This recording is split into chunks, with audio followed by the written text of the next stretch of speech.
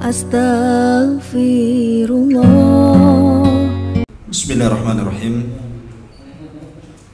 Assalamualaikum warahmatullahi wabarakatuh.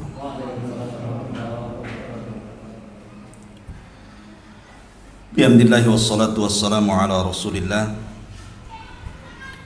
wa ala alihi wa sahbihi wa mawalah wa la hawla wa la quwata illa billahi wa ba'du. Qala Allahu azza wa jalla: Ya ayyuhalladzina amanu taqullaha haqqa tuqatih wa la tamutunna illa wa antum muslimun. Wa qala sallallahu alaihi wasallam: Man salaka tariqan yaltamisu fihi ilma sahharallahu bihi tariqan ilal jannah. Amma ba'du. Baik, kita lanjutkan kajian tafsir kita dan kita masuk pada surah Al-Lahab atau juga dikenal dengan suratul Masad atau dikenal dengan suratul Tabbat. Surah ini membicarakan tentang keluarga yang sangat dan teramat sangat jahat, Abu Lahab dan istrinya Arwa bintu Harbin atau kunyahnya disebut dengan Ummu Jamil. Allah Subhanahu wa taala berfirman: Tabbat yada abi lahabi wa tab ma aghna anhu maluhu wa ma kasab sayasla naran dhata lahab wa imra'atuhu hammalatal hatab fi jidiha hablum mim masad. Sebelum saya jelaskan tentang tafsir daripada ayat suratul Masad kalimat per kalimat, sebagaimana biasa kita akan menjelaskan tentang asbab dari turun suratul Masad ini. Ketika Nabi SAW turun surah wa anzir ashiratakal aqrabin, dan berilah peringatan kepada keluarga terdekat Muhammad Muhammad, maka Nabi SAW setelah fajar menyingsing, maka Nabi SAW naik ke atas bukit Safa. Disitulah Nabi SAW menyeru seluruh kabilah Quraisy, dan itu pertama kali Nabi SAW mengumpulkan seluruh manusia di bukit itu. Dan kita tahu bahwa orang-orang Quraisy sangat percaya dengan Rasul, sebab dari kecil akhlak Rasul sudah diketahui orang-orang Quraisy, Shadiqul Amin. Sehingga ketika kemudian Rasul naik ke bukit Safa dan berteriak memanggil-manggil manusia, maka menjadi penasaran bagi mereka. Datanglah manusia berkumpul di bukit Safa yang tidak bisa hadir mengutus orang. Maka mulai Nabi SAW meyakinkan tentang akhlak dia di hadapan orang-orang Quraisy ketika itu. Kata Nabi SAW, Ara'aitum, bagaimana pendapat kalian, in kana min wara'i hadzal jabal, kalau di belakang bukit ini, diisyaratkan kepada Gunung Abi Kubais yang sekarang jadi istana raja, khailun musabbihukum wa mumasikum, ada tentara kuda yang sangat besar yang akan menyerang kalian di sore dan pagi hari kalian. Kalau saya katakan ini, percaya enggak kalian? Maka serentak orang-orang mengatakan, ma jarabna alaika kadiba, kami tidak pernah melihat ada kedustaan pada dalam lisanmu. Artinya dari sampai sini mereka masih yakin dengan Rasul, percaya dengan Rasul. Ketika Nabi SAW mulai mengajak manusia ke dalam tauhid dan mengatakan, ya ayyuhan nas qulu la ilaha illallah tuflihu. Dalam riwayat, qulu la ilaha illallah tamliku bainal arabi wal a'jam. Wahai manusia, katakanlah bahwa tidak ada sesembahan yang berhak disembah kecuali Allah, maka kalian akan selamat, bahkan kalian akan menguasai bangsa Arab secara keseluruhan, bahkan bangsa non-Arab. Ketika di tengah-tengah Nabi SAW mendakwahkan dakwah tauhid, rupanya di tengah-tengah orang-orang Quraisy itu ada pamannya, Abu Lahab. Tiba-tiba dia berteriak dan mengatakan, tabban laka ya Muhammad sa'iral yawm, celaka wahai engkau Muhammad seluruh hari ini, alihadza jama'tana, oh untuk ini kau kumpulkan kami semua. Kemudian mulailah Abu Lahab mencaci maki Nabi sallallahu alaihi wasallam di hadapan manusia. Tentu Nabi sallallahu alaihi wasallam memiliki akhlak yang baik. Laqad kana lakum fi Rasulillahi uswatun hasanah wa innaka la'ala khuluqin 'adzim. Kalau Nabi SAW tidak mau membantah orang yang mencacinya, apalagi pamannya, maka Nabi hanya bisa diam saja. Akan tetapi bagaimanapun, man 'ada li waliyan faqad adzantuhu biharbin, barang siapa yang musuh waliku, kata Allah, maka dia telah mengumandangkan perang bersamaku. Allah tidak tinggal diam. Karena innallaha yudafi'u 'anil ladzina amanu, Allah akan berusaha menolong orang-orang yang beriman. Maka Allah turunkan Jibril. Ketika itu turun Jibril kepada Nabi SAW. Kemudian Jibril membacakan ayat suratul Masad di telinga Rasul, dan diperintahkan Rasul untuk membaca ayat ini di tengah-tengah manusia. Tiba-tiba Nabi SAW, setelah Abu Lahab diam, kata Nabi SAW, a'udzu billahi minasyaitonir rajim, tabbat yada abi lahab wa tab. Tabbat yada abi lahab wa tab. Tabbat artinya kecelakaan, kerugian. Yada seluruh amalan Abi Lahab. Karena amal itu dalam bahasa Arab diibaratkan tangan, karena yang banyak beramal itu kan tangan. Artinya seluruh amalan Abi Lahab dari atas kepala sampai kaki, tabat, semuanya hancur. Subhanallah. Kalimat tabba itu kalimat mukjizat bahasa Arab. Termasuk mukjizat bahasa Arab itu adalah kalimat tabba. Bagaimanapun antum membalik kalimat itu, artinya sama. Antum mau baca tabba, antum mau baca batta, sama saja artinya. Karena tabba artinya khasir, kerugian. Kalau tabbat artinya juga sama. Jadi mau dibolak-balik pun sama saja artinya. Kecelakaan, kerugian, seluruh amal Abi Lahab. Wa tab, di sini ada penguat, dan pasti rugi. Ma'agna anhu maluhu wa ma kasab. Ma'agna, tidaklah bermanfaat bagi Abi Lahab hartanya dan seluruh keturunannya. Sayasla naran dzata lahab, bahkan dia akan dimasukkan ke dalam api yang menyala.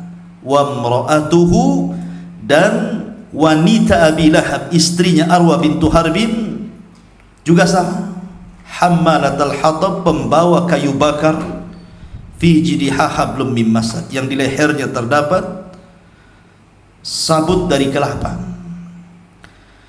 Ma'asyiral muslimin yang dimuliakan Allah Azza wa Jalla, ketika Nabi SAW membacakan ayat ini kan ayat yang pertama kali didengar oleh orang-orang Quraisy. Sebelumnya orang-orang Quraisy tidak pernah mendengar Al-Quran. Inilah surat pertama yang didengar oleh orang-orang Quraisy masalahnya. Dan orang-orang Quraisy menyangka bahwa Nabi SAW sedang membacakan penggalan syair, bukan Al-Quran, karena mereka tidak pernah mendengar Quran. Disangkanya itu penggalan syair. Dan syair dalam dunia Arab ketika itu suka dinukil-nukilkan. suka dibaca, suka dibicarakan. Maka syair itu kalau di sekarang itu sama dengan media, sama dengan YouTube, sama dengan televisi, sama dengan radio. Itulah media. Jadi kalau orang kemudian merangkai syair, maka syair itu akan mudah untuk dihafal kemudian menyebar kemana-mana. Maka kemudian setelah Nabi SAW membacakan ayat ini, langsung dihafal manusia. Bubarlah manusia. Akhirnya mereka membaca surah Tabat di rumah-rumah mereka, di pasar-pasar mereka, di perkumpulan mereka. Celakanya mungkin seorang musafir yang dari jauh ke Mekah kemudian hafal, kemudian pulang membaca lagi pula di rumahnya. Bayangkan bagaimana Abu Lahab dihinakan di permulaan. Lah ketika itu Arwah bintu Harbin itu kan tidak hadir dalam pertemuan itu, tidak ikut terlibat, maksudnya istri Abu Lahab itu. Mendengar suaminya dijelek-jelekan dengan turunnya Tabbat Yadah ini, marah dia. Akhirnya kemudian dia membawa batu untuk mencari Nabi SAW. Datanglah Ummu Jamil ke Ka'bah. Ketika itu Rasul sedang duduk bersama Abu Bakar. Abu Bakar sudah ketakutan itu, karena Ummu Jamil itu bukan wanita biasa, itu wanita bangsawan. Dia saudari daripada Abu Sufyan, pemimpin Arab. Jadi wanita bangsawan gitu. Di tangannya ada batu. Ini sudah Abu Bakar sudah nyangka ini pasti akan berbuat jahat nih. Subhanallah. Ketika Nabi SAW tepat berada di hadapan Ummu Jamil ini, istri daripada Abu Lahab, Allah butakan matanya. Ummu Jamil tidak melihat Rasul, yang dilihat Abu Bakar di sampingnya saja. Kemudian Ummu Jamil mengatakan kepada Abu Bakar, "Aina sahibu?" Wahai Abu Bakar, di mana tu kawanmu? Maksudnya Muhammad. Abu Bakar bingung, ada di sampingnya. Tapi Nabi SAW hanya mengisyaratkan saja. Kemudian Abu Bakar mengatakan, "Untuk apa kau cari Muhammad SAW?" Maka Ummu Jamil mengatakan, "Balaghani annahu yahjuni." Telah sampai berita kepadaku dia mencela diriku, karena dalam surah Tabat dibawa-bawa namanya, wa mar'atu hammalatal hatab. Kemudian dia mengatakan, "La in ra'aituhu," kalau aku melihat dia, maksudnya Muhammad itu, "la aqamnahu bihadal fihrifa." Aku akan lempar batu ini untuk menyumpal lisannya, mulutnya. Mau dilempar sama batu mulutnya. Kemudian dia membacakan syair, "Mudhammaman abaina wa amrahu qalaina," dan begitu seterusnya. Kemudian pergi.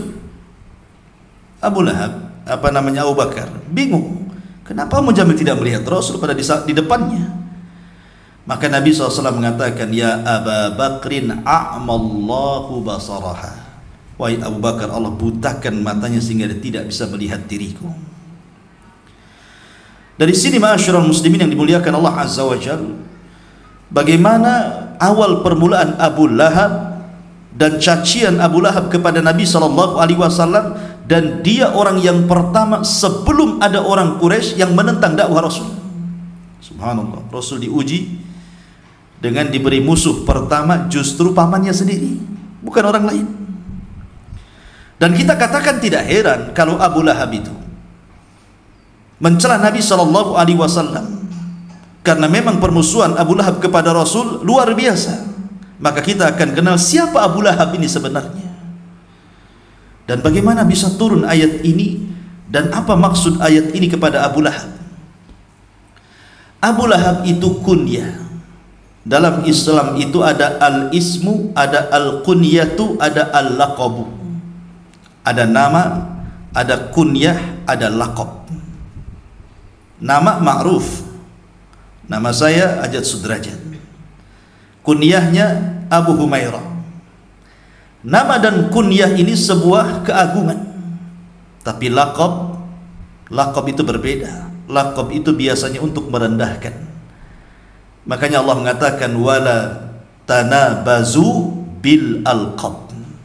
Jangan kalian merendahkan orang lain dengan laqab. Laqab, orangnya pendek akhirnya si pendek, nah, gitu ya. Orangnya gemuk si bulat, nah itulah laqab itu. Orangnya pincang, ya si pincang. Itu nggak boleh merendahkan orang itu kalau laqab itu. Tapi kalau kunyah ini kebanggaan. Orang Arab kalau membanggakan diri maka dia akan mengkunyah dirinya. Maka Abu Lahab itu kunyah. Kenapa disebut Abu Lahab? Ikhtalafal ulama berselisih pendapat kenapa Abu Lahab diberikan kunyah dengan Abu Lahab. Namanya kan bukan Abu Lahab, namanya Abdul Uzza ibn Abdul Muttalib ibn Hashim ibn Abdul Manaf. Itu namanya Abdul Uzza.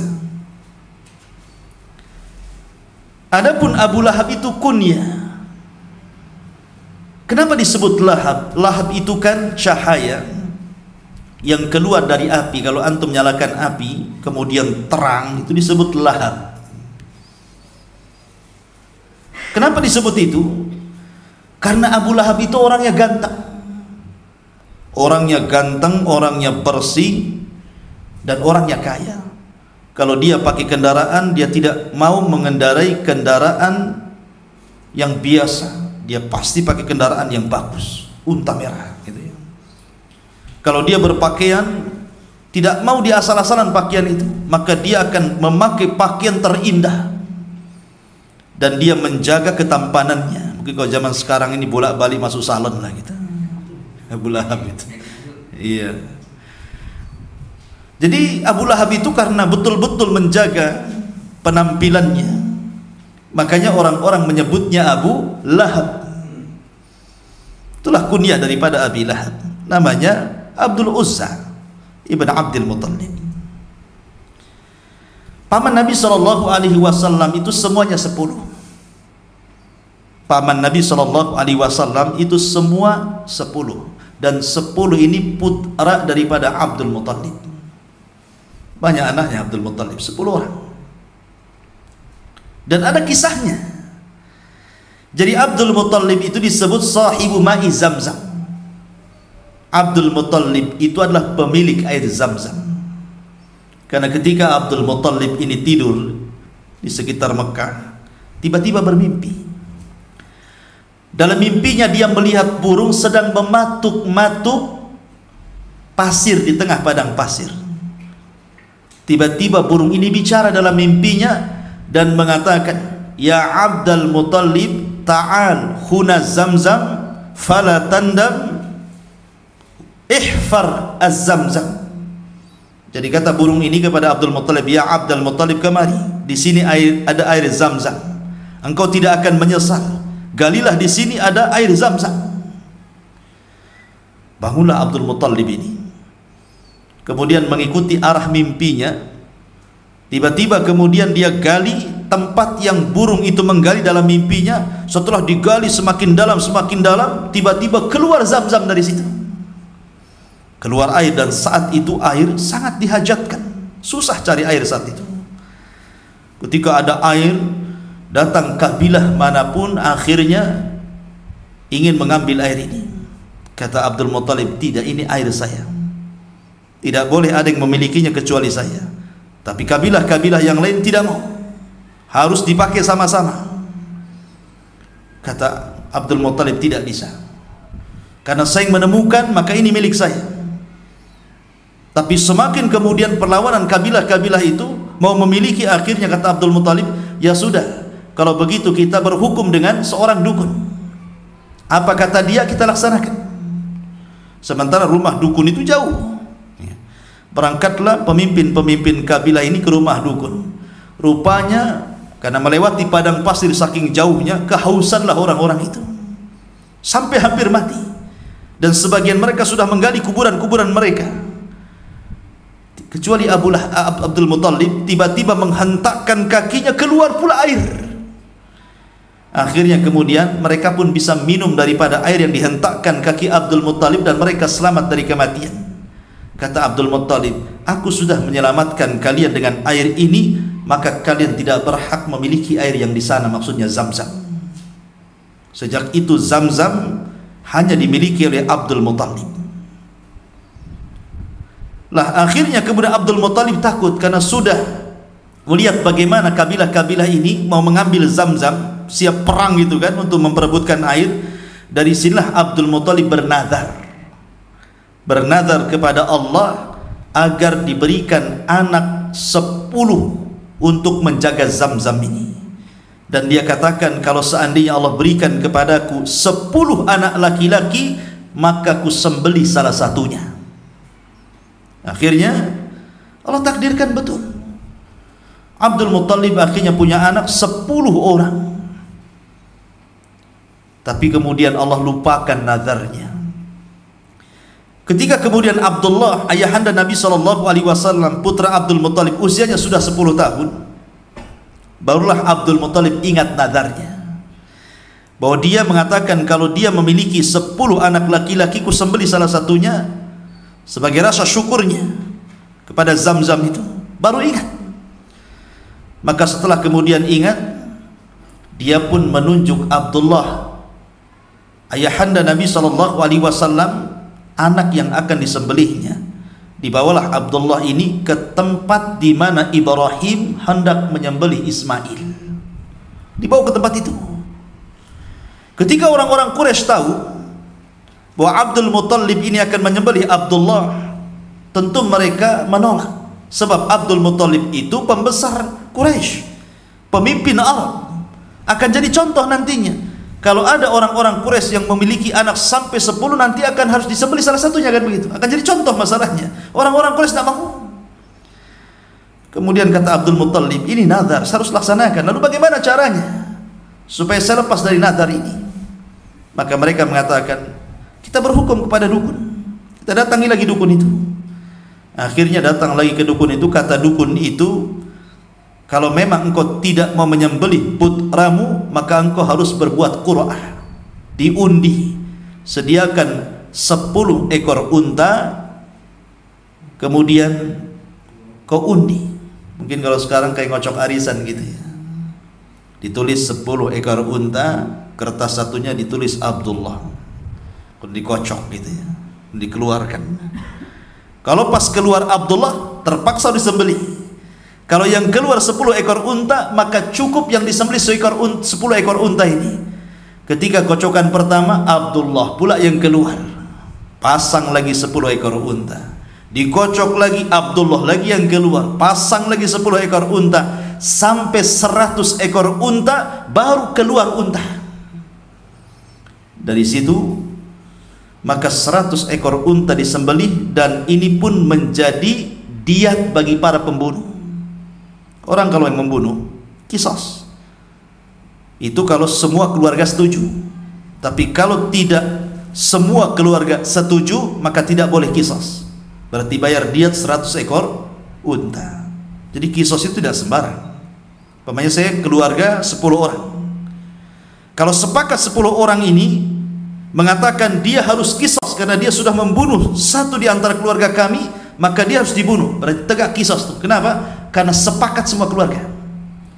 Tapi kalau 9 orang sepakat, satu tidak bisa qisas. Berarti harus beralih kepada hukum Islam yang kedua, dari qisas ke diat. Dan diatnya pembunuh itu dia harus membayar 100 ekor unta kepada korban. Nah, ketika sudah disembeli, karena Abdul Muttalib itu kan peternak unta, makanya kalau saya cerita kepada antum cerita Abraha ketika hendak menyerang Ka'bah, Abraha itu kan mencuri untanya Abdul Muttalib kan, 200 ekor unta. Karena memang Abdul Muttalib itu peternak unta, untanya banyak. Jadi kalau unta 100 itu gampang ya, gampang sekali disembeli, karena dia memang peternak unta. Jadi setelah kemudian disembeli 100 ekor unta ini, maka selamatlah Abdullah. Dari sinilah maka Nabi SAW disebut Ibnu Adz-Dzabi, anak dari orang tua yang akan disembeli, Abdullah ya. Intinya bahwa Abdul Muttalib itu punya anak 10. Tetapi dari 10 anak ini, yang hidup sampai Nabi diangkat menjadi Nabi dan Rasul cuma 4 saja, yang 6 meninggal. Pertama, Abu Lahab, Yang kedua Abu Talib. Yang ketiga Hamzah. Dan yang keempat Abbas. Ini 4 paman yang menyaksikan diangkatnya Nabi menjadi Nabi dan Rasul. Dari 4 pamannya ini terbagi menjadi 3. Ada paman-pamannya Rasul yang masuk Islam, dialah Hamzah dan Abbas. Yang kedua ada pamannya yang tidak masuk Islam, tetapi seluruh hidupnya untuk membela Islam, Abu Talib. Dan yang ketiga ada pamannya yang sama sekali tidak mau masuk Islam dan justru menjadi penentang Islam. Itulah Abu Lahab yang kita ceritakan di sini. Dia tidak masuk Islam, justru memusuhi Islam, sehingga turun suratul Masad atau suratul Lahab mencela Abu Lahab. Subhanallah ikhwan. Suratul Lahab ini bukan surat yang panjang, bukan seperti Al-Baqarah, Al-Imran, An-Nisa gitu ya. Tapi suratul Lahab ini kan surat pendek sekali, sehingga mudah dihafal. Bukan antum saja, anak-anak antum pun hafal suratul Lahab itu. Artinya ayat ini akan mudah dibaca dan akan senantiasa dibaca, karena Allah tidak selipkan kisahnya di tengah-tengah Al-Baqarah, di tengah-tengah Al-Imran, di tengah-tengah An-Nisa, tidak, tetapi menyendirikan suratul Masad menjadi surat sendiri dalam juz amma, dan termasuk Qisarus Suwar namanya, surat terpendek, sehingga mudah dihafal. Subhanallah ya, setiap hari kita mendengar imam membaca Tabbat Siyada, bahkan ini surat favorit antum dalam solat-solat antum, Tabbat Siyada. Itu lagi Tabbat Siyada, Tabbat, berarti menunjukkan bahwa Abu Lahab itu dicela setiap hari sejak zaman Rasul sampai hari ini, bahkan sampai kiamat dibangkitkan, karena surat ini akan sering dibaca dibandingkan surat-surat yang lainnya. Juga Abu Lahab, subhanallah ya. Dan kaidah Al-Quran, ikhwan, kata para ulama, siapapun yang dicela dalam Al-Quran pasti akan diakhiri dengan su'ul khatimah. Siapapun yang dicela dalam Al-Quran akan diakhiri kehidupannya su'ul khatimah. Ketika Abu Jahal dicela dalam Al-Quran, ketika turun surat kepada Abu Jahal karena hendak menunjang Rasul saat sujud, Allah Subhanahu wa taala berfirman, "Ara'aita alladhi yanha 'abdan idza shalla? Ara'aita in kana 'alal huda?" Tidakkah kau lihat seorang hamba yang melarang orang untuk salat? Maksudnya melarang Abu Jahal yang sedang salat Nabi sallallahu alaihi wasallam. Bagaimana kalau dia lebih berpetunjuk dibandingkan dia? Ayat ini kan turun kepada Abu Jahal. Ketika ayat ini mencela Abu Jahal mati su'ul khatimah. Al-Walid ibn Mughirah dicela dalam suratul Mudaththir, di mana Allah Subhanahu wa taala mengatakan, "Dzarni wa man khalaqtu wahida wa ja'altuhu malam mamduda wa banina syuhuda," sampai kepada sa'uslihi saqar, kami akan masukkan dia ke neraka saqar. Ayat ini turun kepada siapa? Al-Walid ibn Mughirah, dan Al-Walid ibn Mughirah mati su'ul khatimah. Sama dengan ayat ini Abu Lahab. Ketika Allah cela Tabbat Yada Abi Lahab wa Tab, sampai mati Abu Lahab tidak dapat hidayah, padahal dia pamannya tuh, ya kan?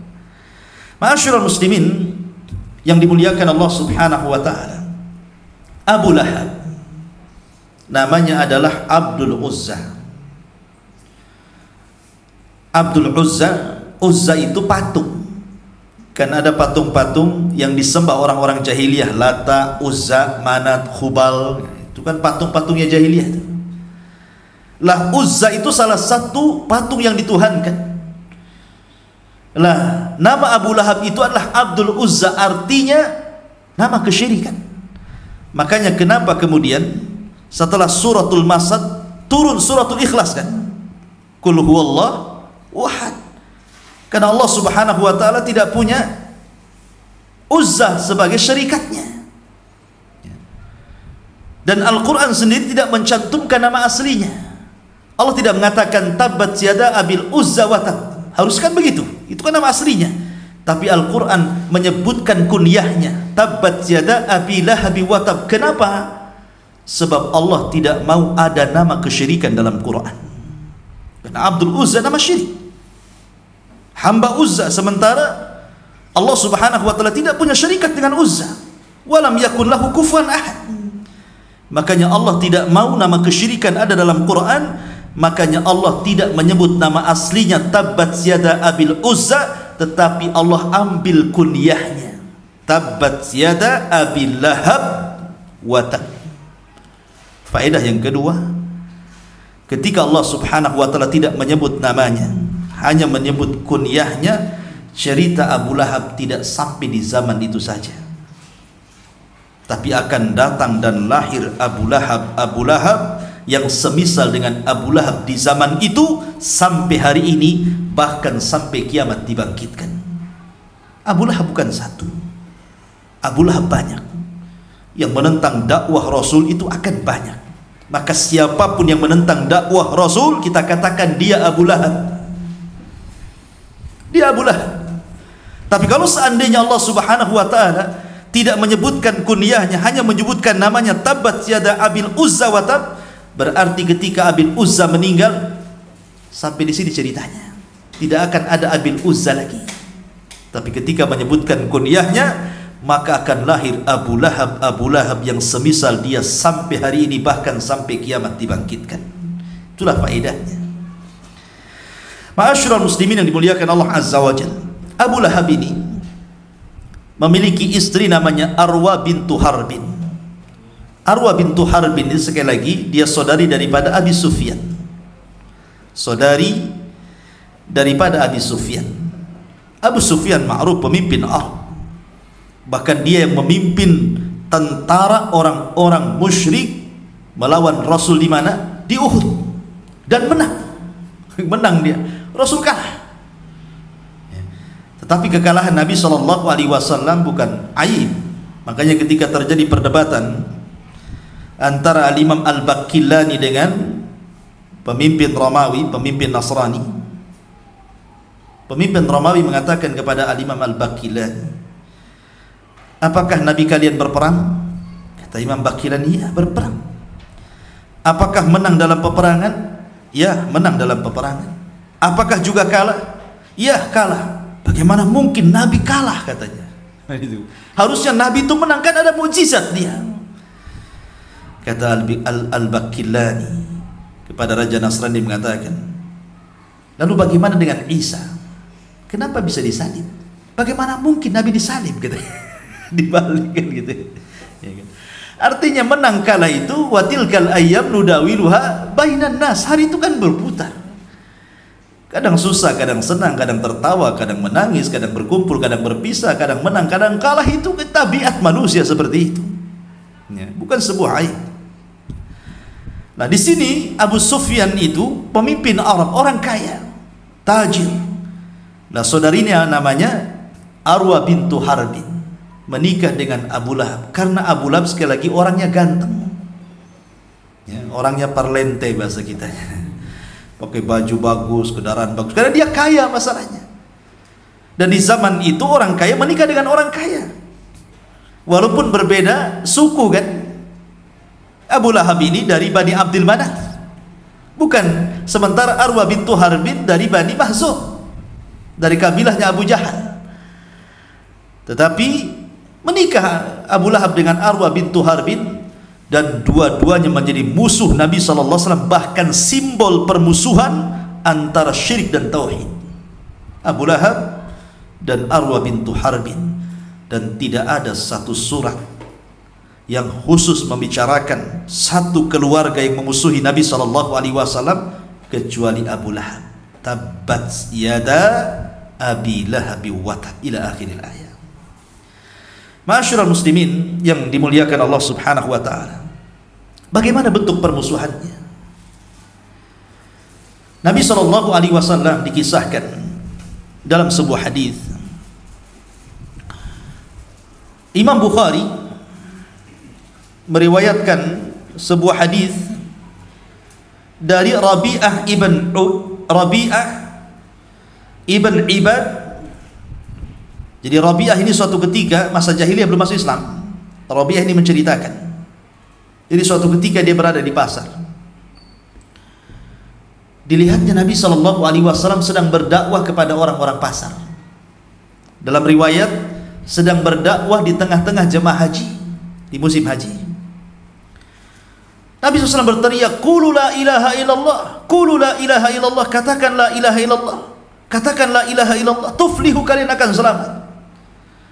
Abu Lahab ini melempari kerikil dari belakang sampai mengenai punggung Rasul, sambil mengatakan, "La tusaddiquhu fa innahu kadzib." Jangan kalian benarkan, ucapannya itu dusta. Maka orang-orang kemudian mengatakan kepada Rabi'ah, "Siapa orang ini dan siapa yang melemparinya?" Maka dia mengatakan, yang satu adalah keponakannya Muhammad, dan yang satu adalah pamannya yang melemparinya, dan mengatakan, "Jangan kau benarkan karena dia dusta." Tantangan dakwah, ikhwan. Kalau yang mengatakan dusta itu orang lain, mungkin ringan.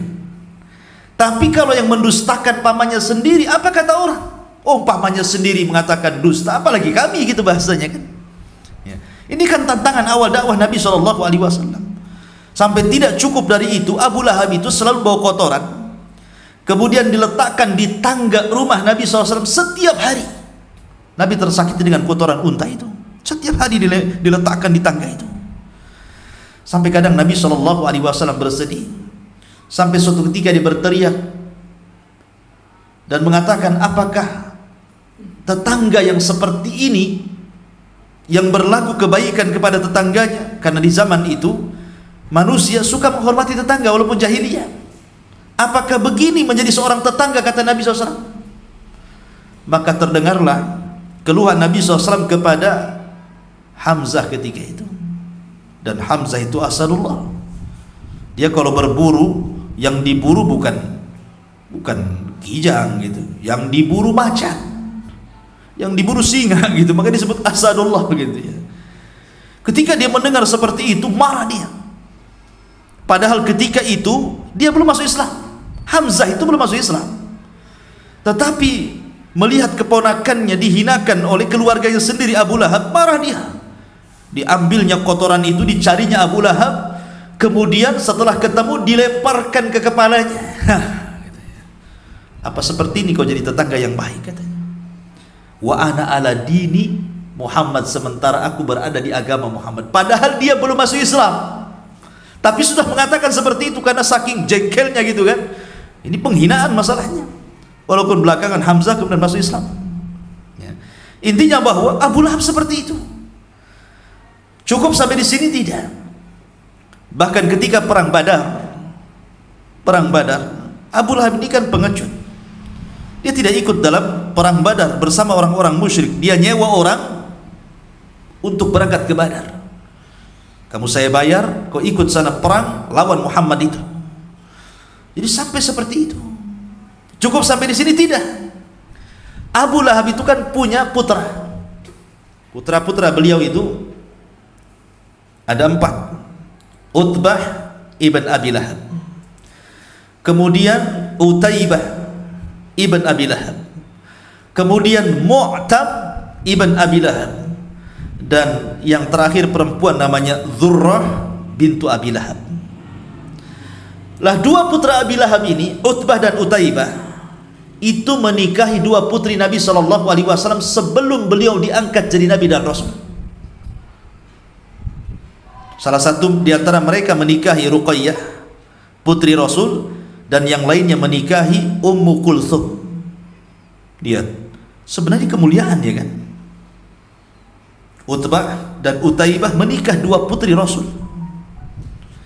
Tetapi Allah Subhanahu wa ta'ala takdirkan keduanya belum menggauli keduanya. Hanya dinikahkan, kemudian keduanya safar ke Syam dalam rangka untuk berniaga.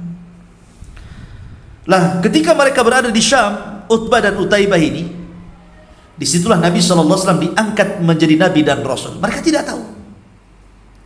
Sepulangnya mereka, tiba-tiba keduanya sudah melihat permusuhan ayahnya dengan Nabi SAW.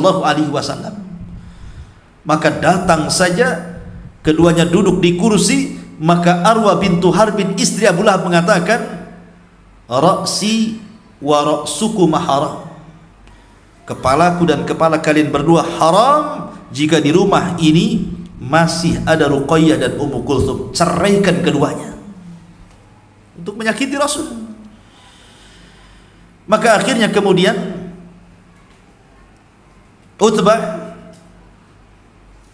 Utaibah mengembalikan mengembalikan Ummu Kulthum kepada Nabi sallallahu alaihi wasallam dan menceraikannya. Tapi Utbah ini dia agak sangar sedikit. Dia ingin menunjukkan supaya bangga di hadapan bapaknya.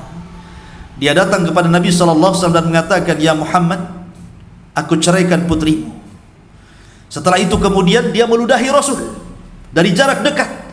Tapi ludah itu tidak kena. Meludahi seorang nabi, ikhwan, ini sebuah jarimah, kriminal. Maka Nabi SAW murka, kemudian berdoa kepada Allah, Allahumma sallit alaika kalbun min kilabik. Ya Allah, utus kepada orang ini anjing dari anjing-anjingmu, kata Rasul. Oh, bayangkan, Nabi kalau sudah berdoa mustajab. Pulanglah Utbah ini bercerita kepada ayahnya bahwa dia didoakan oleh Nabi SAW bahwa Allahumma sallit alaihi kalbun min kilabik. Ya Allah, utuslah kepada orang ini anjing dari anjing-anjingmu. Mendengar ini Abu Lahab ketakutan tuh, karena dia tahu bahwa doanya Rasul pasti mustajab tuh, walaupun dia masih jahiliyah.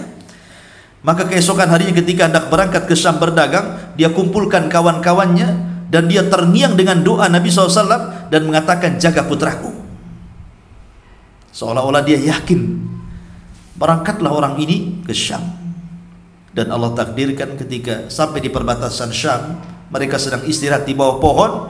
Ketika Utbah bangun, rupanya ada singa di hadapannya, langsung kemudian menerkamnya sehingga terputus kepala dari badannya. Sehingga ketika singa itu menerkam lehernya, dia sempat berbicara dan mengatakan, qatalani Muhammad, katanya. Muhammad sedang membunuhku, Muhammad sedang membunuh. Di mana? Rasul di Madinah, ini di Syam. Kan gitu ya. Tapi begitulah ikhwatu fillah azab Allah Subhanahu wa taala, siapapun yang menghina Rasulnya, menghina walinya, maka Allah Subhanahu wa taala kumandangkan perang bersamanya. Tabbat yada Abi Lahab wa tab. Ma aghna anhu maluhu wa ma kasab. Tidak bermanfaat hartanya, wa ma kasab, dan apa yang ia usahakan dari anak-anaknya. Begini ikhwan, sirru tughyan, rahasia orang bisa berbuat zalim, ataupun rahasia orang bisa berbuat jahat ataupun melampaui batas, itu salah satunya karena harta. Makanya Allah mengatakan, kalla innal insana la yatgha an ra'ahu istaghna. Manusia itu mudah melampaui batas, melakukan kezaliman apabila Allah lebihkan dia dari harta. Orang kalau sudah banyak fulusnya, gitu ya. Orang kalau sudah banyak uangnya, kaya raya, pasti congkak dia, pasti sombong. Apalagi kemudian mendapatkan pangkat, jabatan dan kedudukan, makin sombong. Itulah rahasia kejahatan orang itu ada di harta. Makanya Rasul mengatakan, malun saleh li rajulin saleh. Harta yang baik itu kalau yang megang orang baik, sama dengan harta yang buruk itu kalau yang memegang orang jahat. Maka harta itu siapa yang memegangnya?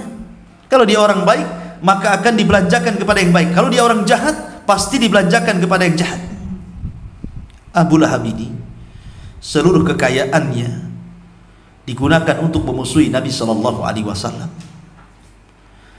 Makanya ketika kemudian manusia membicarakan soal dia, saya selana rong zatalaha, bahwa dia akan dimasukkan ke neraka yang menyala-nyala apinya, dia kumpulkan sahabat-sahabatnya dan mengatakan, in kana ma qala Muhammadun la sadiq, kalau seandainya apa yang dikatakan Muhammad itu benar, saya akan dimasukkan ke dalam neraka yang menyala-nyala.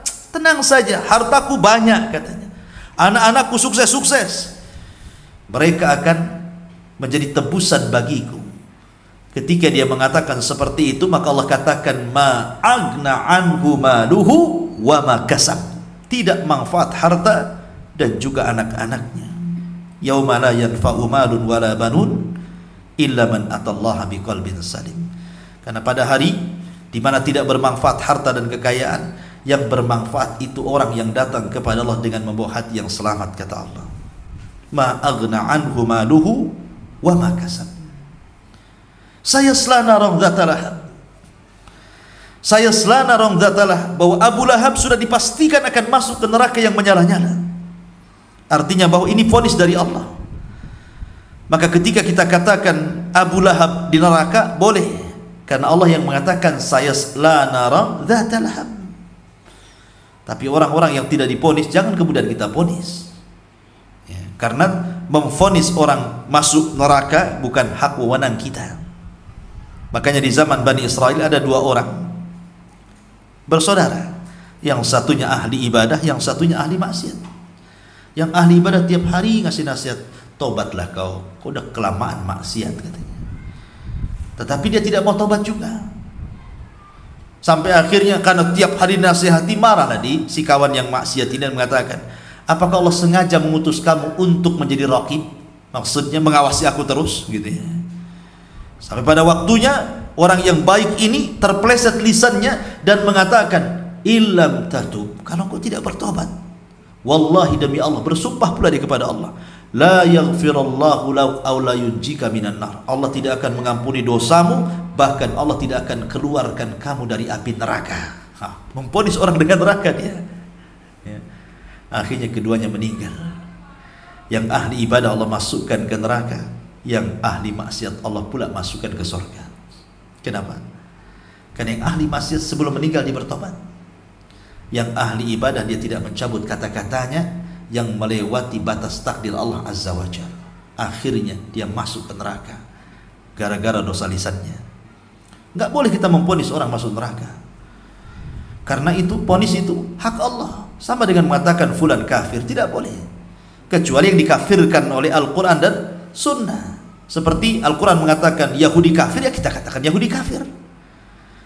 Seperti mengatakan Nasrani kafir, ya kita katakan Nasrani kafir, karena Quran yang mengatakan lam yakunil ladzina kafaru min ahlil kitab, kan itu.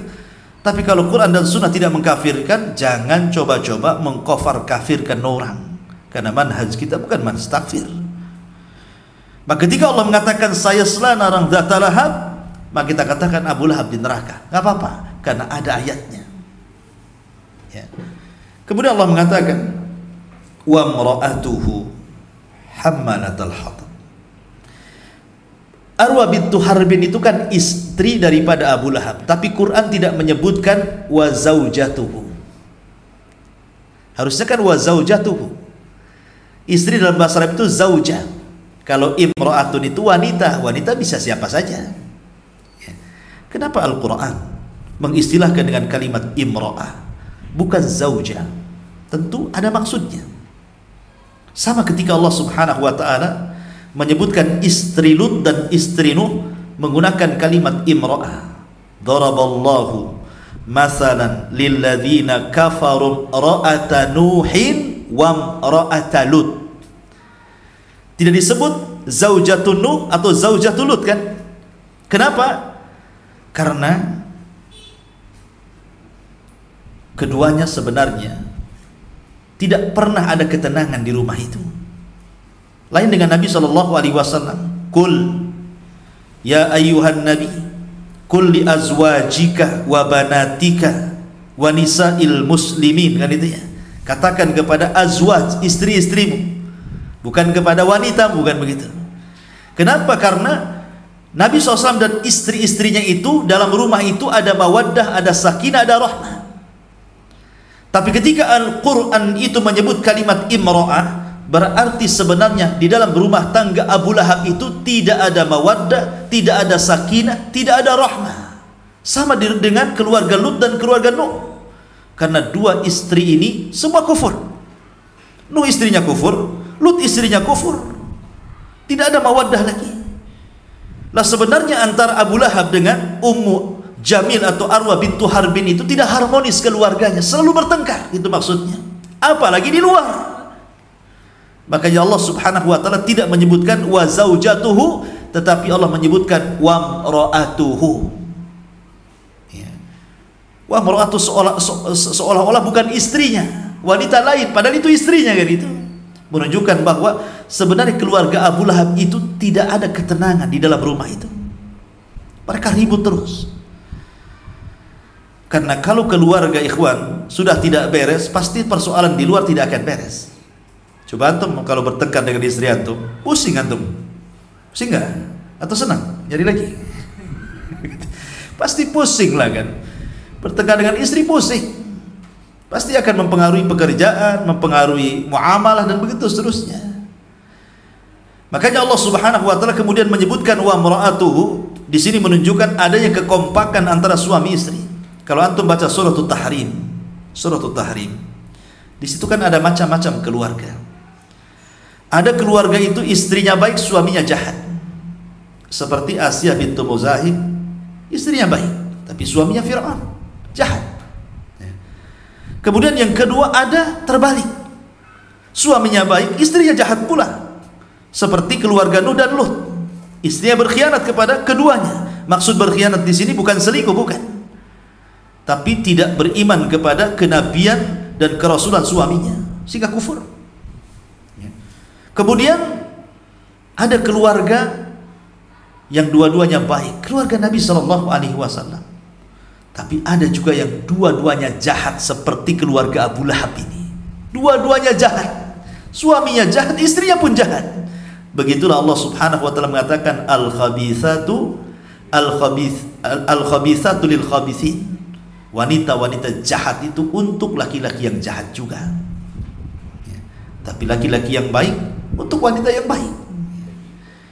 Wat-tayyibina lit-tayyibat, wat-tayyibat lit-tayyibin, gitu. Dibolak-balik, lupa saya. Yang jelas bahwa Allah mengatakan wa mar'atuhu hammalatal hatab.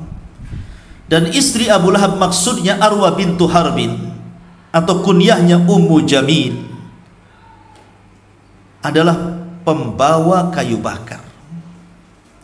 Ada yang mengatakan bahwa kalimat pembawa kayu bakar ini dibawa kepada makna hakikat, ada juga dibawa kepada makna majaz. Adapun dibawa kepada makna hakikat, memang dia nyuruh orang untuk mengambil pohon-pohon yang berduri, seperti pohon bidara itu kan banyak durinya tuh. Pohon bidara itu durinya banyak. Dan di zaman itu jarang orang pakai sandal. Sandal itu mahal di zaman itu. Mereka kalau pakai sandal itu untuk safar saja. Jadi kebanyakan mereka nyeker gitu. Sama ketika antum masih kecil, masih SD lah kan itu. Kadang-kadang lebih sayang sepatunya dibandingkan kakinya, dijinjing gitu. Gitu kan? Jadi ini mana lebih sayang sepatunya daripada kakinya. Kalau becek itu kadang-kadang lepas dijinjing pula gitu. Kakinya nggak sayang dia lebih sayang sepatunya. Nah di zaman, apalagi di zaman Rasul gitu kan, sandal sepatu itu sesuatu yang sangat berharga sekali. Sehingga kalau umpamanya berjalan itu tanpa sandal, tiba-tiba kemudian di situ ada pohon-pohon berduri di malam hari, pasti akan tersakiti dengan itu. Lah itu kerjaannya Ummu Jamil tuh, menyakiti Nabi SAW. Ataupun makna majaz, maksudnya di sini hammalatal hatab, di sini artinya kesana kemari mengadu domba, menyebarkan gosip, mungkin bahasa kitanya. Dan perempuan kalau sudah gosip itu luar biasa. Berita di sini sudah sampai ke Batam Center, dari Batam Center sudah sampai ke Batu Haji, dari Batu Haji nyebrang pula ke Tanjung Pinang. Kan begitu ya, gosipnya perempuan. Tapi zaman dulu mungkin gosipnya agak lama nyebarnya. Kenapa? Karena belum ada WA, belum ada Instagram, belum ada Facebook, ya kan? Jadi lama gitu nyebar gosip tuh, lama, dari mulut ke mulut, dari telinga ke telinga. Tapi zaman sekarang ini nggak usah nunggu minggu bulan buat gosip, nulis status langsung tersebar hari ini gosipnya itu. Subhanallah ya. Itulah yang dikatakan dalam hadis Nabi Shallallahu Alaihi Wasallam, wa rajulun yakdzib hatta balagal ufuq, katanya. Seorang laki-laki yang berdusta sampai dustanya ini melambung ke ufuk sana. Kan ada yang diadab. Ketika Nabi SAW kemudian melihat adab kubur, ada orang yang kemudian diterlentangkan, kemudian berdiri orang yang membawa pisau berbentuk cerulit itu. Kemudian orang ini digantung, kakinya di atas, kepalanya di bawah. Setelah itu dimasukkan cerulitnya kan, disobek sampai ke tengkuknya. Kemudian diganti sebelah kirinya, disobek sampai ke tengkuknya. Kemudian dicongkel, matanya disobek sampai ke tengkuknya, sampai rusak wajahnya. Sehingga Rasul mengatakan, "Mahadan, kenapa azabnya orang ini? Ngeri kali," kata Rasul. Kata Jibril, karena dia ketika di dunia dia berdusta sampai kedustaannya melambung ke ufuk. Maksudnya kedustaannya itu sampai kemana-mana. Di zaman Rasul menyebarkan dusta itu tidak mudah kan, karena bagaimanapun kalau tidak ada media, hanya dari orang ke orang, mulut ke mulut kan mungkin berhari-hari baru menyebar. Tapi di zaman sekarang untuk menyebar sebuah kedustaan 1 detik kita copy paste itu sudah kemana-mana tuh ya. Jadi hadis ini memang paling cocok dengan di zaman sekarang ini dibandingkan di zaman dulu prakteknya. Kembali bahwa pekerjaan dari Arwah bintu Harbin itu adalah menyebar fitnah.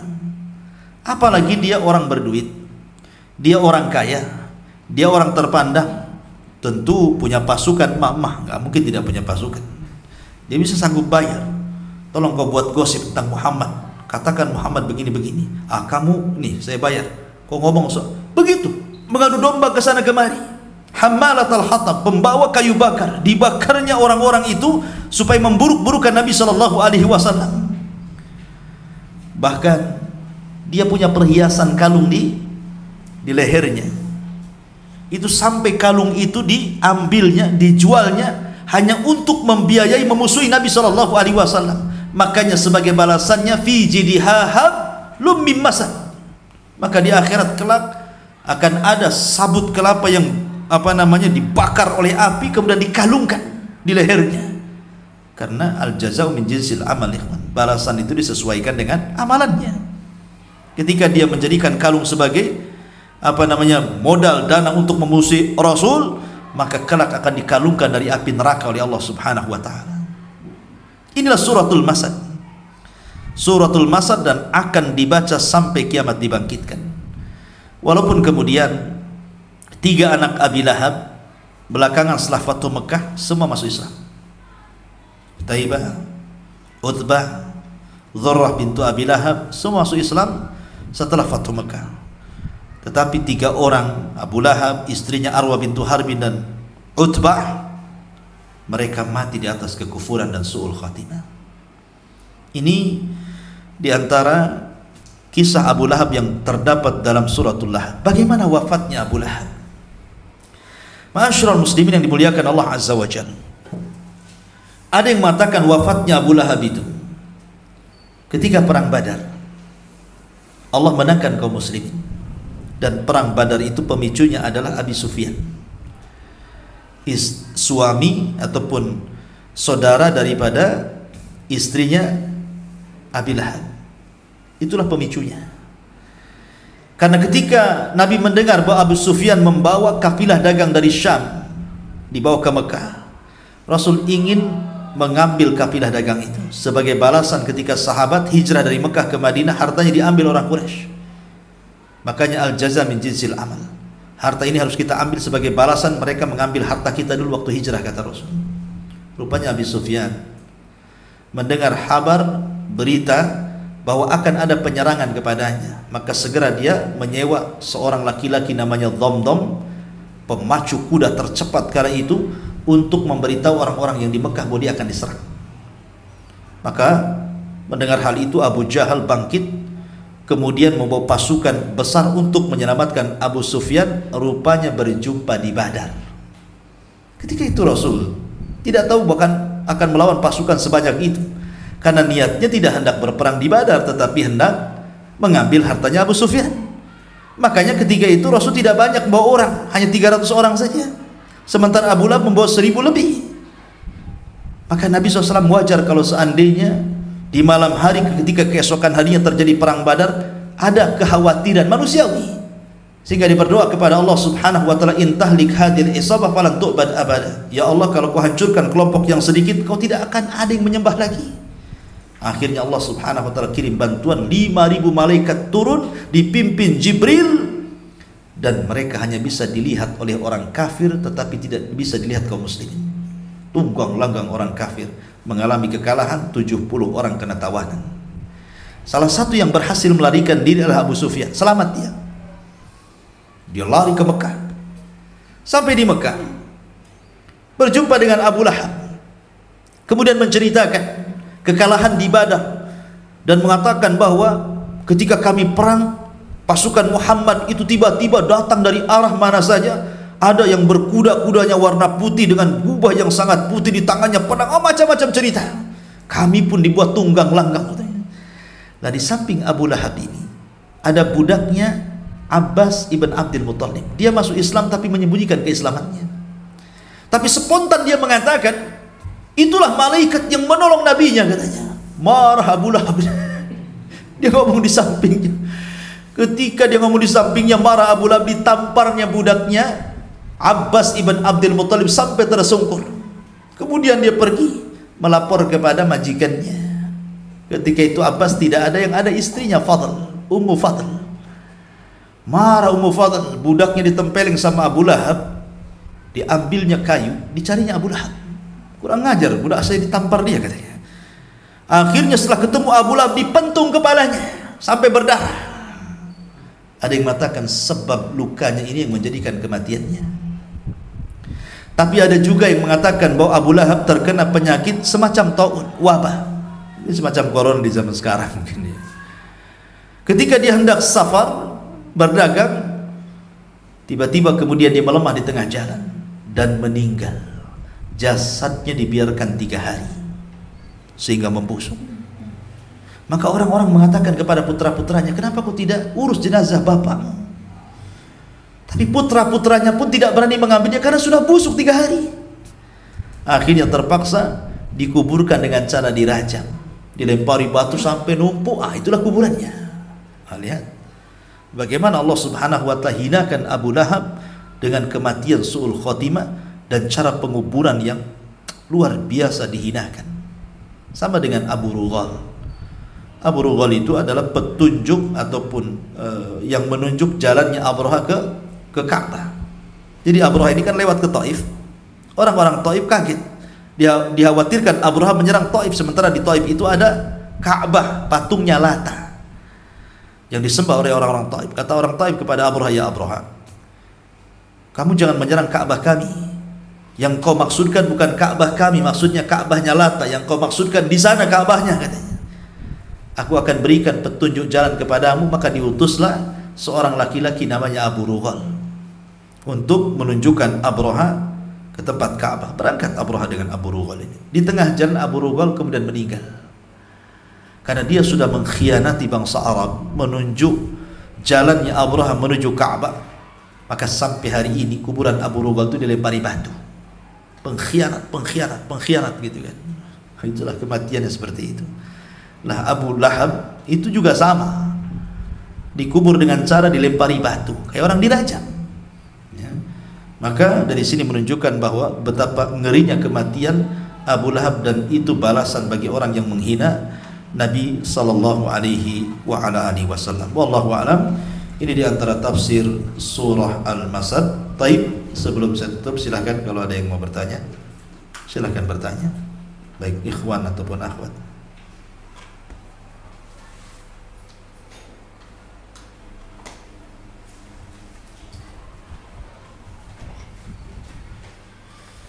Ya. Kalau zaman kenabian itu kan kita kan perangan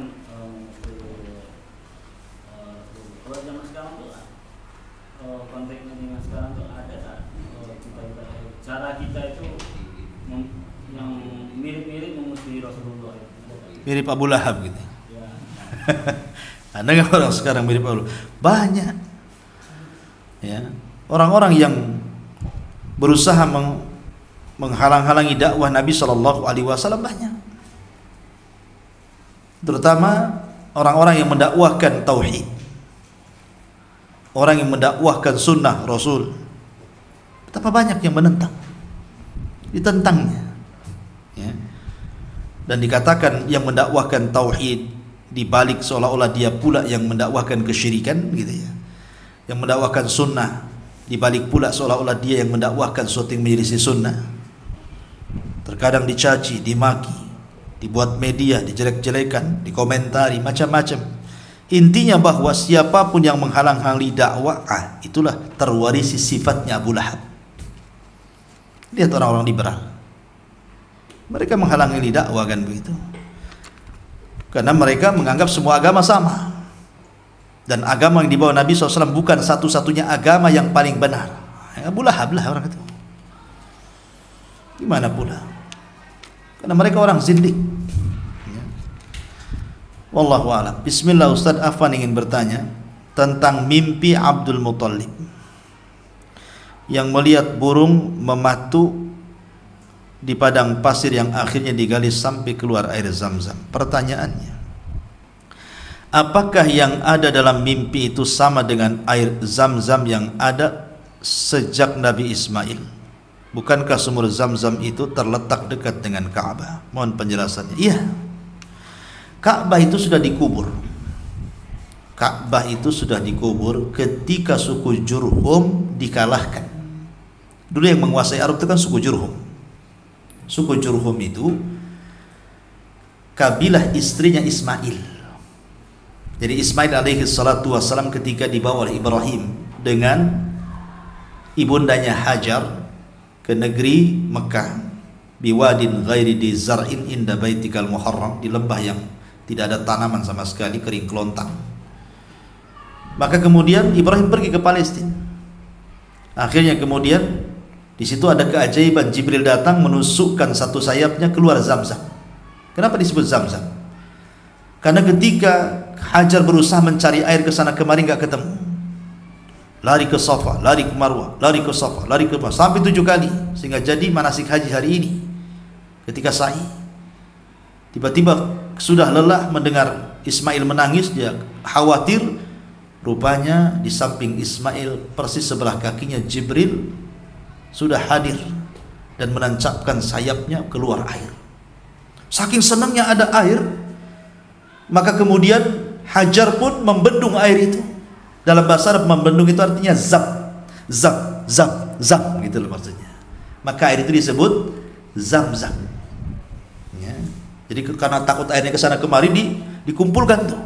Ya kan? Saking senang ya kan? Zam, zam, zam, zam. Ya, akhirnya jadi ma'u Zam-Zam. Air itu disebut Zam-Zam. Lah ketika Ismail membesar, kemudian ibundanya meninggal, maka dia menikah dengan wanita Jurhum. Wanita Jurhum itu suku yang pertama kali lewat di situ mencari air. Banyak ada air Zam-Zam, di situ ada seorang wanita dan anak kecil. Akhirnya mereka barter dengan menukar makanan, sementara Ismail dan Hajar menukar air. Awalnya cuma barter itu saja, belakangan mereka minta izin untuk bertenda di situ. 1 tenda, 2 tenda, 4 tenda, akhirnya jadi perkampungan. Dan mereka suku Jurhum dari Yaman. Maka ketika itulah Ismail belajar bahasa Arab dari kabilah Jurhum. Makanya Ismail disebut musta'arab, bukan orang Arab tapi fasih berbahasa Arab karena belajar dari suku Arab namanya Jurhum. Lah ketika besar menikahlah Ismail dengan salah satu putri daripada suku Jurhum itu. Tetapi karena akhlak istri pertama tidak baik, diceraikannya atas perintah Ibrahim. Kemudian menikah lagi dengan wanita yang kedua dan berakhlak saleh, dan Ibrahim mengatakan jangan kau ceraikan, ini istrimu yang kedua baik. Maka dari keturunannya sampailah ke Adnan, Adnan sampai ke Abdul Manaf, Abdul Manaf punya anak Hashim, Hashim punya anak Abdul Muthalib, Syaibatul Hamdi, kemudian punya anak Abdullah, dari Abdullah lahirlah Nabi SAW. Lah ketika itu yang menguasai bangsa Arab adalah suku Jurhum. Akhirnya suku Jurhum ini dikalahkan dengan kabilah lain. Lah salah satu untuk melumpuhkan suku Jurhum itu dengan cara apa? Sumber daya airnya itu ditutup supaya mereka tidak punya air. Karena ketika itu air berharga gitu. Maka ditutuplah oleh kabilah yang mengalahkan Jurhum itu untuk supaya suku Jurhum tidak punya apa-apa di situ. Ditutup. Sejak itulah Zam-Zam tertutup. sampai akhirnya di zaman Abdul Muthalib. Baru kemudian dia bermimpi di tempat di mana Zam-Zam pernah keluar di dekat kakinya Ismail. Di situ digali, maka keluarlah Zam-Zam. Ya Zam-Zam itu ya Zam-Zam di zaman Ismail. Ya, termasuk juga hari ini gitu, dan itu keajaiban dunia air Zam-Zam itu. Air Zam-Zam itu obat, ya kan? Dan memiliki kepadatan molekul yang luar biasa dibandingkan air-air yang lainnya. Bisa jadi detoks penyakit dan bisa untuk meruqyah air Zam-Zam itu. Wallahu a'lam.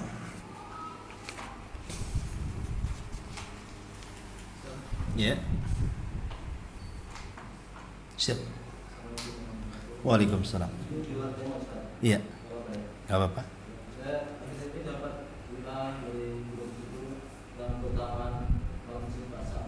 Nisfu Sya'ban. Baik. Ada hadis tentang keutamaan nisfu Sya'ban, dan hadis ini karena likathrati turuqihi, karena banyaknya jalur walaupun lemah, sehingga terangkat menjadi hasan di ghairihi dan bisa diamalkan maksudnya. Dan salah satu yang menghasankan hadis ini adalah Syekh Nasiruddin Al-Albani rahimahullah ta'ala. Apa hadisnya?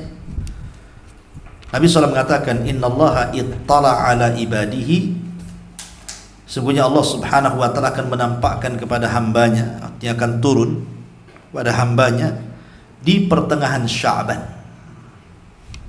di pertengahan Sya'ban, dan akan mengangkat seluruh amalan hambanya ke langit kecuali dua manusia, musyrik wal musakhin, seorang yang menyekutukan Allah dan orang yang dalam hatinya ada kedengkian. Makanya di bulan Sya'ban itu amalan yang paling penting, satu puasa, yang kedua membersihkan hati. Karena Sya'ban ini tempat pengangkatan amal catatan kebaikan kita selama setahun.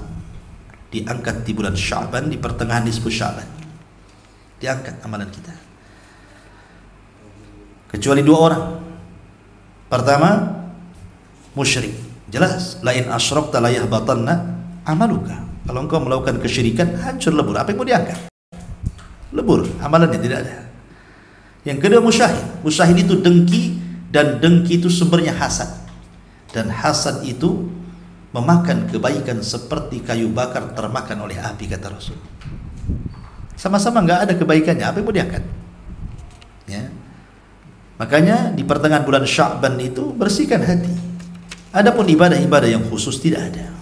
Semua hadis-hadis tentang ibadah-ibadah khusus di pertengahan nisfu Sya'ban, sebagian hadisnya maudhu, palsu, sebagian hadisnya dhaif jiddan, tidak bisa diangkat, sehingga tidak perlu diamalkan. Maka mengacu kepada amalan umum. Maksudnya setiap amal kebaikan di bulan Sya'ban itu akan diangkat, sedekahnya, salatnya, puasanya, birrul walidainnya, berzikirnya, baca Qur'annya, begitu seterusnya. Amalan umum saja. Wallahu a'lam.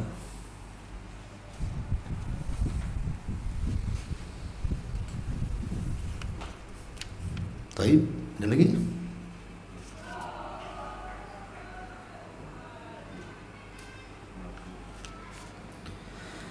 Kalau nggak ada, kita tutup. Akhwat, tak ada? Mau tanya mimpi lagi?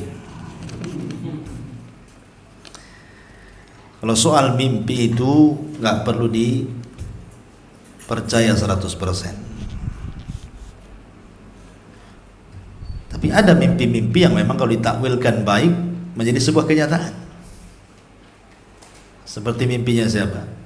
Mimpinya Abu Hanifah ya. Mimpinya Abu Hanifah, pernah dengar kan antum mimpinya Abu Hanifah? Ketika dia bermimpi melihat ada pohon besar. Tiba-tiba di bawah pohon itu ada babi. Kemudian ranting pohon ini jatuh terkena pula kepala babi. Babinya terperanjat kemudian lari. Kemudian dah lari jauh, balik lagi pula dia duduk di pohon itu. Maka Abu Hanifah terperanjat, bangun. Aneh nih mimpinya ini. Kok mimpinya kayak gitu pula katanya. mimpi babi. Akhirnya dia datang kepada Hammad gurunya, menceritakan soal mimpinya. Lah ketika itu Hammad bingung. Kenapa? Karena akan datang seorang zindik yang mengajak debat. Dan Hammad tidak mau berdebat orang-orang zindik soal ketuhanan, karena Tuhan tidak bisa dilihat, akan memfitnah manusia. Kata Abu Hanifah, subhanallah, aku baru tahu takwil mimpiku, katanya. Gak usah jawab Syekh, saya sudah tahu takwilnya, katanya. Kenapa, katanya Syekhnya Hammad? Kata Abu Hanifah, adapun pohon itu yang besar, yang rindang itu adalah syajaratul ilmi, pohonnya ilmu, dan itu engkau. Adapun babi itu si zindik itu, katanya, yang mau datang itu, katanya. Adapun ranting yang jatuh dari pohon mengenai kepala babi itu tuh aku yang akan mentung babi itu, katanya. Adapun babi sudah pergi balik lagi, dia tobat tuh gara-gara aku, katanya. Kita ambil mimpinya Abu Hanifah. Jazakallahu khairan. Wallahu a'lam.